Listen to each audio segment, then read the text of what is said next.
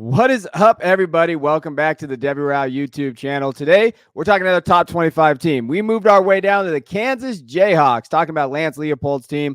Last year, they finished 9-4. And what is their upside? What is their ceiling this year in 2024? Full preview. We're going over everything: offense, defense, recruits, schedule, talking about their win total. What do we expect from there? And just overall, the best players on their team. But before we get into that, we're talking 2023 recap last year. 9-4. They finished 23rd in the AP poll there. Conference record was 5-4. And like Lance Leopold teams, they just kind of hang around, even though they dealt with injuries. They kind of just were a pain in Big 12 team side. They won kind of back and forth in the Big 12, a couple losses, the Texas Tech and Kansas, Kansas State, which you don't like to see, but they were close games there. Finish on a good streak, though, beating Cincinnati, and in Nevada, Las Vegas, from the Mountain West in the Guaranteed Rate Bowl. So they had that. Biggest thing with this team last year that they struggled with was injuries. Jalen Daniels, the back injury, which we'll get into, was only played in 3 games last year. And when Jalen Daniels is only playing in 3 games and he still won 9, to me, that's a lot of coaching, and that's really where it was at. And then Devin Neal. Devin Neal had 1,200 yards rushing, 16 rushing touchdowns, kind of led the way on that side of the ball for offense. But again, 9-4, pretty good season for Kansas, especially historically with what they don't do right before Lance Leopold got there. And probably the biggest thing that they were able to do, they kept him as head coach. There's a lot of rumors last year about Washington, possibly the other, coaches going there. But no, he stayed at Kansas. He's building something there. But moving forward now, this is the big year. And we've talked about Big 12 teams already on this channel. We're just a Big 12 channel already with the 24 and 25th team. What do we expect from Kansas moving forward on offense, Christian? What do they got coming back? So they have a lot coming back. What they don't have coming back is their offensive coordinator, but we'll get into that here shortly. Their offensive line right now is looking really good still. Obviously, they lost Dominic Puny to the NFL. Very, very good season. One of the better tackles in the nation last year. But they've got Michael Ford Jr. coming back. They've got a transfer in at center. So Kobe Baines is back. Calvin Clements didn't play a whole lot last year, but I think they're hoping that he takes a step forward. And Bryce Cable do as well. I think that he had a good enough season. So while they did lose some pieces, they lost Mike Nowitzki as well at center. I think they're in good shape on that side of things. That was a good unit last year. I think if they can figure the center position out, that is going to be a bit of a position battle as we head into the fall. But if they can figure that out, I think they're in good shape, because when you have Devin Neal and you have a mobile quarterback like Jalen Daniels, provided that he is healthy, I think you're looking at a dynamic offense once again. A lot does ride on. We did the Oklahoma State one where we talked about Ollie Gordon and how it's critical that they turn and hand the ball off to him. I think that's true with Devin Neal, except I think that running back depth is a lot better with Daniel Highshaw and Savion Morrison. Like, both of those guys had some really good film last year. So to me, this running attack is what is going to propel this offense. I'm curious to see if they can do it without Andy Kotelnicki there. I think it's going to look a little bit different. And I'm curious if it takes a step down, but I still believe in Devin Neal and that running back room. I believe in Jalen Daniels and his experience a bit. I'm not going to call him a first round NFL draft pick or anything like that, but I think that as a college quarterback, he's really exciting. So I'm excited to watch this offense. It's crazy saying that about a Kansas team, but I think we've been able to say that for the last 2 years. We have. I mean, last year, and you're looking at this offense that's coming back, points per game, they're 18th in the country, 33.7 points. Yards per game, they were 21st with 440 yards per game. Like, they were very good. Even third down conversion, they were 12th in the country. Really, their offense carried their defense. Their defense struggled. We'll get into their defense on the other side. But really where they leaned was their offensive rushing attack, right? Rush play percentage, they were 12th. Yards per rush, 11th. And really, that's Devin Neal. Rushing yards a game, 202 rushing yards a game is where they were at. But on the flip side, they missed Jalen Daniels, right? From the passing perspective, yards per game, was okay. Passing yards per game was 55th in the country, not great. Interceptions thrown, they were 117th last year in terms of just that percentage there. And so the metrics are they struggle with that. And now when you're talking about, who did they have last year? What did that look like? Jason Bean did fine. I don't want to crap on Jason Bean, but Jason Bean he was a backup for a reason. I mean, he did have 18 touchdowns, 7 interceptions. He did okay last year, but Jalen Daniels is the guy that makes this offense run. And I think really that's what it comes down to in terms of, overall. I am glad you brought up the center position. Listening to Cover 3, they did a Kansas breakdown. They did talk about that possibly a Shane Bumgarner they were hoping was going to come in or start right away. He's the number 1 rated center coming out of D2, but he struggled a little bit early in the offseason, kind of struggling there. And if there is a position change there, you could see one of these guards maybe possibly moving over the center and kind of shifting some things around, but there is depth there, and there is also just experience in that room, and that's what you have to like from that kind of offensive situation. You mentioned a little bit with notable losses, Jason Bean for sure, because with Daniel Daniels going down, they always had Jason Bean kind of be there and be their backup. He was really that guy that kind of could step in, knew the offense really well. Now they don't have that going into this season, obviously, with Bean leaving. Dominic Puny, you already talked about. Even Mason Fairchild. Mason Fairchild, to me, he was fine last year. He was one of those guys, 27 catches, 451 yards. I'm pretty sure I put him on a sleeper list out there for NFL. Like, hey, he could be out there. But really, those 3 guys, they're fine. I think Dominic Puny is the big one, but Mason Fairchild for sure. The tight end room is going to have to kind of help themselves a little bit and get some experience in there. Yeah, and I think bringing in Deshaun Hanukkah, I'm curious. We don't have him slated as a starter, but I think that is an intriguing move over from Iowa State, where I think you might be able to get the same type of pass catching upside that Mason Fairchild offered. But it is, going to be a new situation. So hopefully, we didn't mention the receivers all that much because they're just all very consistent players. I think that they're all going to contribute, and they contribute in a very. This offense spread the ball out quite a bit last year. I think that's going to remain true this year. I think they need one more piece to step up, and maybe it can be Hanukkah, maybe it's another tight end in that room. But you're right, Mason Fairchild is kind of a notable loss because he was kind of that safety blanket for them at times. So I'm curious to see how they evolve that offense so that. Maybe if he's not the safety blanket, maybe they get Devin Neal even more involved in the passing game, and maybe that's a better outcome anyway, right?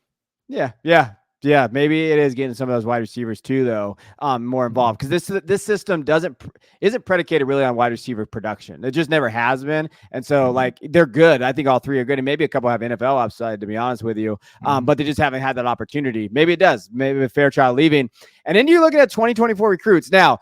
Kansas is not a big, kind of like these other Big 12 teams. They don't recruit particularly well. They're always kind of in that top 50 range. Overall rank for the 2024 class was 42. Composite was 43. So sitting right there, they did their damage on the defensive side. They got some dudes coming on the defensive side. On the offensive side, though, they really, you're just looking at developmental pieces here. That's really what Leipold's doing. Isaiah Marshall, 6'2", 204 quarterback, out of Michigan, 3-star kid. Carter Leversky, again, offensive tackle. He's a big boy, though, out there from Arizona, 6'6", 275.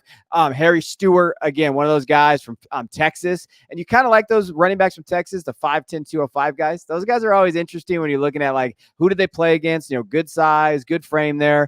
And his junior season, he had like 600 yards, rushing.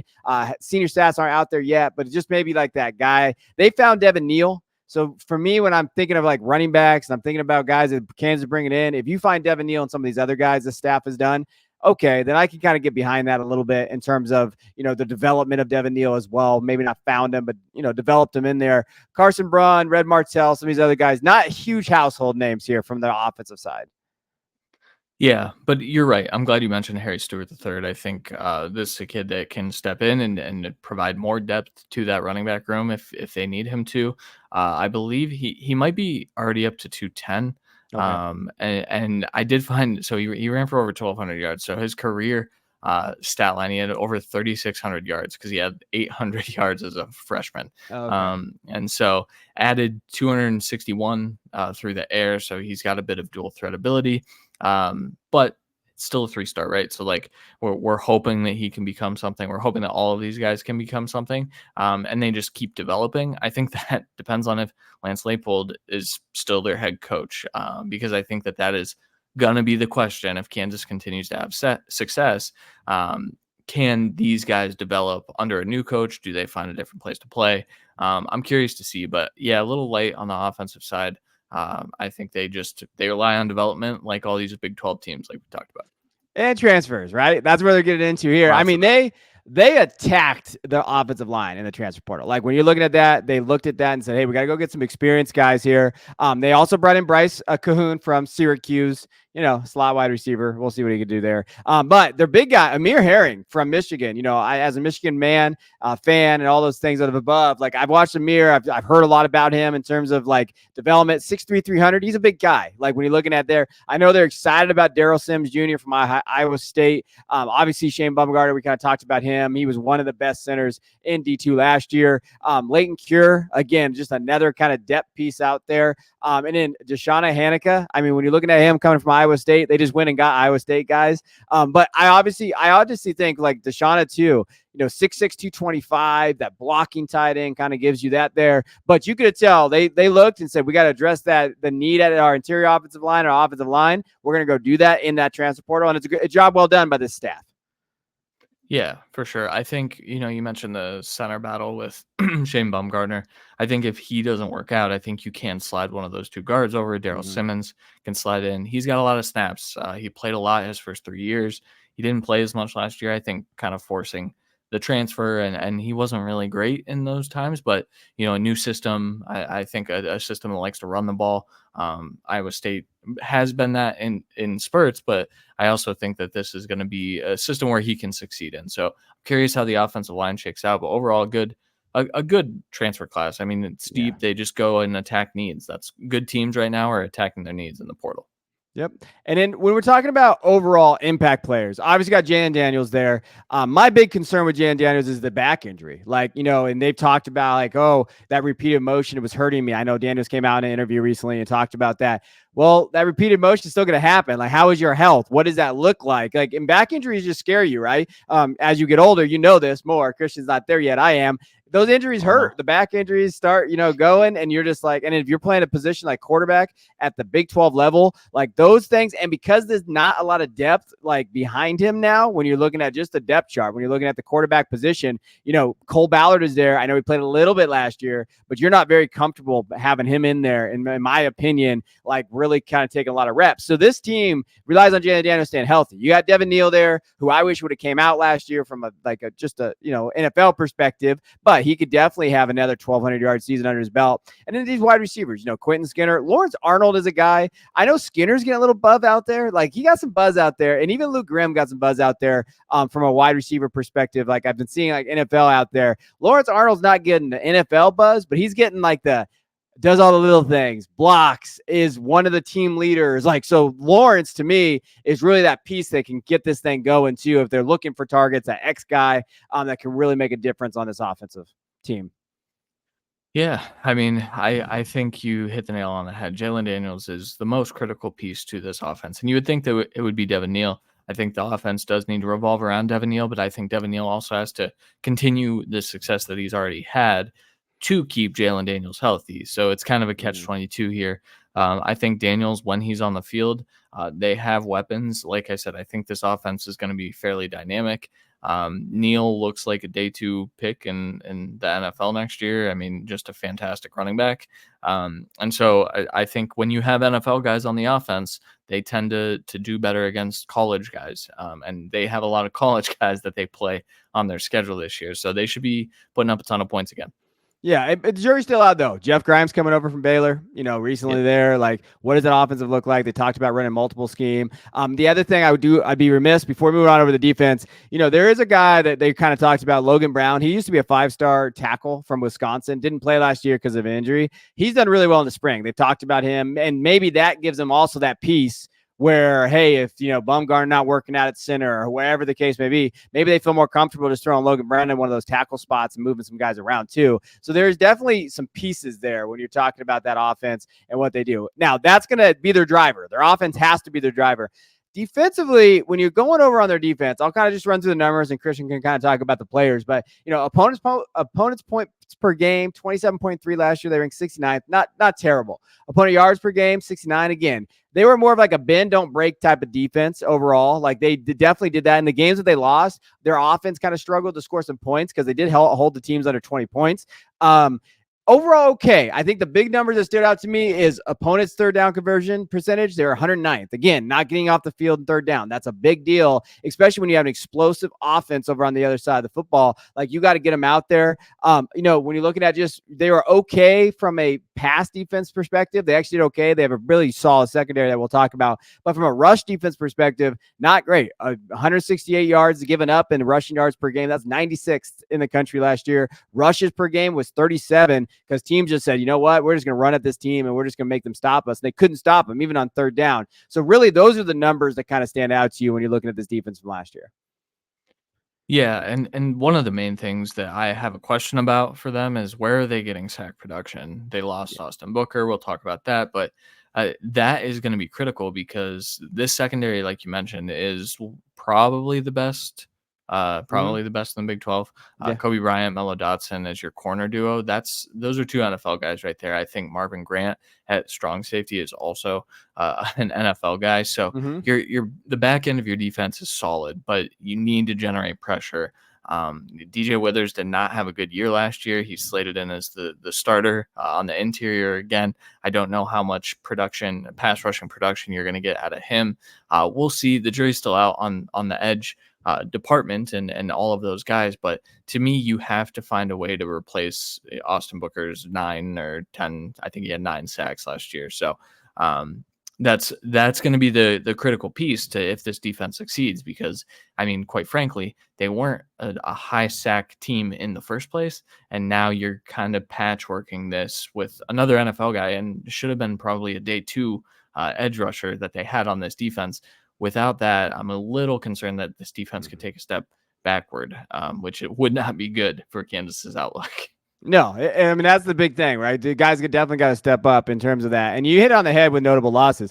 Austin Booker is a big one. So he had, I pulled up the numbers, 56 tackles, 12 tackles for loss, 8 sacks. So he's around that 8 number. But hey, college stats are not perfect out there, everybody. Yeah. We're just going there. But Kenny Logan Jr., I mean, he led the team in tackles at 95 tackles last year, 7 tackles for loss as well, 6 pass deflections. So he did a really good job there. A touchdown on defense as well, and a forced fumble. That dude was their guy, kind of just flew around, and he was kind of that defensive playmaker there. And Kalen Gervin again, yeah, I mean, he was all right. 4 pass play cups, like he did a pretty good job for them. But because that room is so deep at the cornerback position, I don't think that's a huge loss for them.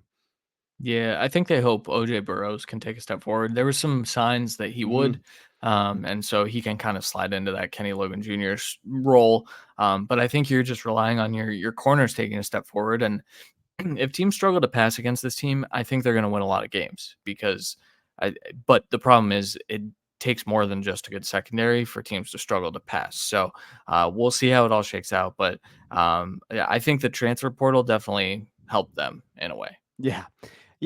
Transfer portal did okay. Like, they did a pretty good job over there on the transporter. When you're looking at what they did, By Joby, I believe, from Michigan State, edge guy, 6'4", 252, big kid there. When you're looking at kind of what he's done, Xavier Darrett, again, another guy, North Dakota State, coming over there, 6'2", 280, defensive tackle.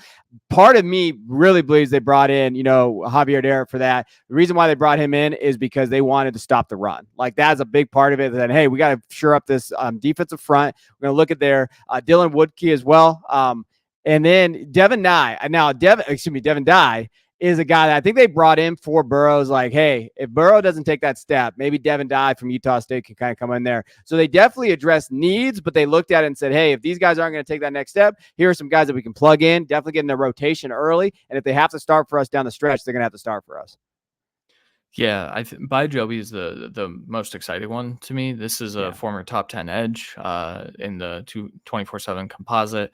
Didn't really get a ton of snaps for Michigan State last year. And so I think he saw what the Michigan State program is at this current state and said, I need to do something else. And there's opportunity here in Kansas. So I don't exactly know his reasoning for transferring, but he picked a good spot because there's going to be opportunity to go in and play a ton and hopefully, live up to that recruiting profile. I think that's going to be a critical piece. If he and Woodkey can kind of patchwork, like I said, the 8 sacks that Austin Booker gave you, but it was more than just the sacks. Like, it was the getting into the backfield, hurrying up quarterbacks, because that's where your corners can succeed.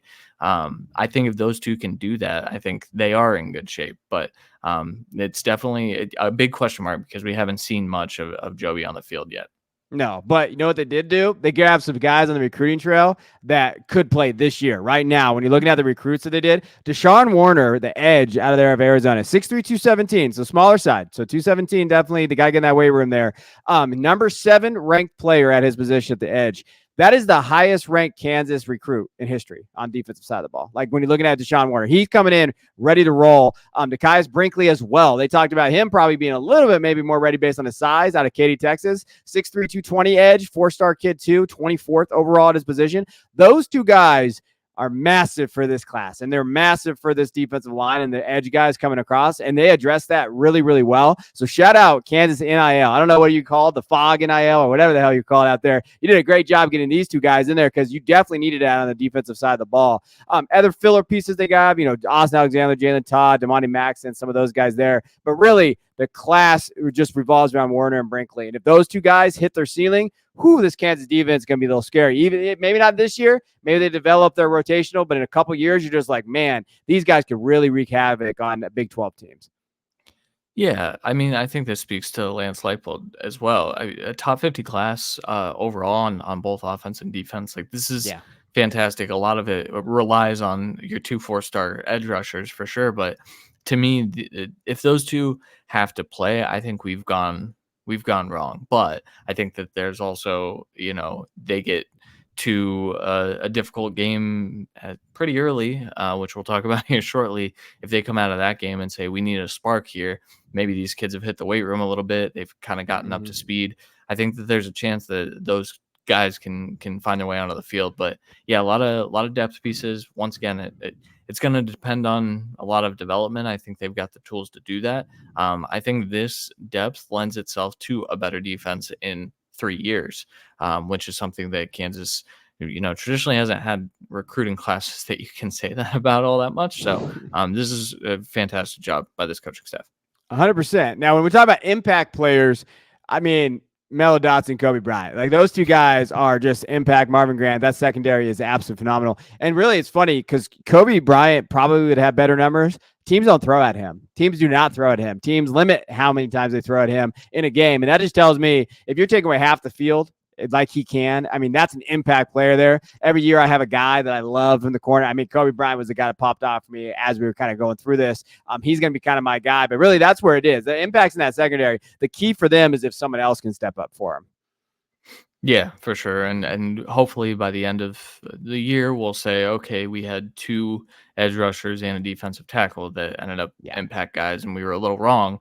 But to me, everything revolves through this secondary. I think they need to, work on scheming through the secondary to kind of mitigate some of the holes up front. But yeah, this group right here is a good one. This is probably 3 NFL guys. And I say probably. I'm fairly confident that this is 3 NFL guys. Yeah. And can't believe we saying that Kansas has 3 NFL guys. I know. Like we're talking about, and with Devin Neal and some of these other guys there, like that's what Leopold has done there, and that's why he's a god out there right now. Like especially when he didn't do that. We look at the schedule. So Kansas is over and under right now on most sports books is 9. So they're second in the Big 12 right now behind Utah in terms of most wins, expected most wins out there. Not a bad schedule though. Lindenwood, which what the hell at Illinois, which Illinois is down this year. So for everybody out there, like expecting that Illinois defense, the Bielema defense and all that, they're a little down. At Illinois is going to be tough, but they're down. That's a winnable game. UNLV is always a little scrappy based on what they got out there. But again, West Virginia, TCU, Arizona State, Houston. I mean, those first 7 games when you're looking at it, like they should go 7-0, in my opinion. Like looking at those games there, they might get tripped up maybe versus TCU, but it's at home. Like they get them at home, they get Houston at home. Arizona State, we'll see what they are. They were so banged up last year. Then they finished at Kansas State, tough, versus Iowa State, at BYU, which versus Colorado. Again, I'd rather play Colorado later in the year because of their depth issues than earlier in the year. And then at Baylor, really. And they missed some of those teams, right? We don't have Utah on this schedule. We don't have those guys that we've talked about. Again, Oklahoma State is not on the schedule. So the schedule lines up really nice. That's why that over-under is at 9. Yeah. I have 4 worrisome games at Illinois just because of the nature. Like that's a tough game. Even if Illinois is down. At West Virginia, because the home game against TCU the week after, I think going to West Virginia, you can overlook that game. But I think the quarterback play there will at least keep West Virginia in that game a little bit longer than it should, versus Houston and versus Iowa State. So those 4 games, if they can get, 2 of those 4 games, then I think we're in good shape to hit the over, because of the experience on the offensive side of the ball and what I think that this offense can be. It might be a little, misguided losing their offensive coordinator, which did dictate a lot of that success, but I am going to take the over on Kansas. I think they win. I really actually think they push. I think they might lose 3 games here, but I'll take the over and hope that they get to 10 All wins right. here. It's so funny you say that because on the sheet I put push. That's what I put, but I won't be a wimp. I'll say under. So I'm gonna go under on this one. I think 8 wins is fine. I think that, like you said, the schedule does line up fine. Here's the reason why I'm saying under. So Kansas fans don't come after me in the comments. I think you are. If this team starts the whole year, you're hitting over. I'm gonna look like an idiot. I'm concerned with Jalen Daniels not being able to play the full season, and I'm concerned with kind of the injuries and what that looks like, and that's why I'm going under. So it's not the talent that's on the field, because I do think you're talented. I think your defense definitely got to step up on the other side. It's just my concern is health. And I know we can't really dictate that, but a back injury scares me. If it was an ACL or something like that from 2 years ago, to me, that's kind of like, okay, yeah, I understand kind of what the recovery looks like. Back, there's no recovery. We don't ever really have a timetable for that. So that's why it's going to push me to under. I still said push at 9, but under to me is a safer bet because of the injury history with Jalen Daniels. Yeah, I think that's totally fair. And I think, if Jalen Daniels goes down, maybe we see this like legendary. I mean, when Jason Bean first came in, we saw this like, oh my gosh, look at him. He's been in college for 18 years. But we might see something like that. But I would say if Andy Kotelnicki was still there, I would feel a lot more confident about the backup quarterback coming in and having success. Yeah. Because he's not, I think you're, in the right mindset in that if Jalen Daniels goes down, I think this team's in trouble. You can only give the ball to Devin Neal so many times, although I would like to see them not give him the ball a whole lot, because I would like him on my dynasty teams when he hits the NFL. But overall, this is a good football team. Again, we're talking about Kansas in a top 25 countdown. That's a win in itself, in my opinion. Yeah. And the big thing too about the Big 12, they're going to cannibalize each other. There's very good teams in there, and it's also one of those leagues that is really tough in terms of like, who's going to win every week. And again, I mean, maybe Colorado does stay healthy, and then at the end of the year, you're like, oh man, the Colorado-Kansas game means a lot of stuff here. I mean, those are the games. That's why the Big 12 is such a tough, challenging conference to kind of go through. So that is it. I go push under, and Christian goes push over. That's how he goes there. But appreciate you guys. Kansas fans, what do you think? What do you think your team's going to be? Do you guys think you're going to compete for a championship this year? How concerned are you with Jalen Daniels? Where are you at there? So appreciate you guys. We'll check you guys on the next one.